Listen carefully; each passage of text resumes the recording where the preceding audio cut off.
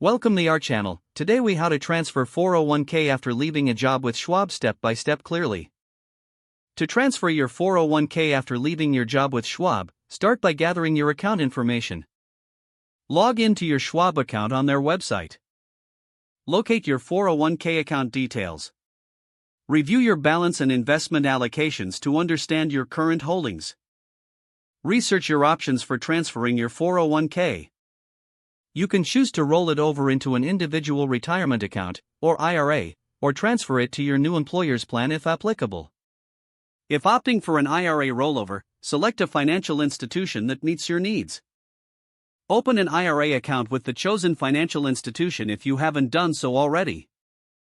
Contact the financial institution to initiate the rollover process. Request the necessary forms for transferring your 401k from Schwab.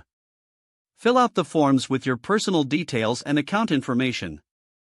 Indicate the amount you wish to transfer. Review the transfer instructions carefully to ensure accuracy. Next, reach out to Schwab customer service if you need assistance. Provide Schwab with the completed forms. It may take a few days for Schwab to process your request. Keep an eye on your email for confirmation of the transfer. Once confirmed, monitor your new IRA account to ensure the funds arrive. After the money has transferred, review your investment options in your new account. Consult with a financial advisor if you have questions about reallocating your investments. And that's how to transfer your 401k after leaving a job with Schwab. If the page does not load, refresh the browser or try again in a private or incognito window.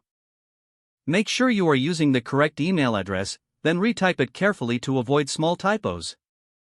If your password is not accepted, use the reset option and create a new strong password you can remember. Check your spam folder for verification or security emails, then complete any requested confirmation steps. Enable two-factor authentication if available to improve account security and reduce unauthorized access risk.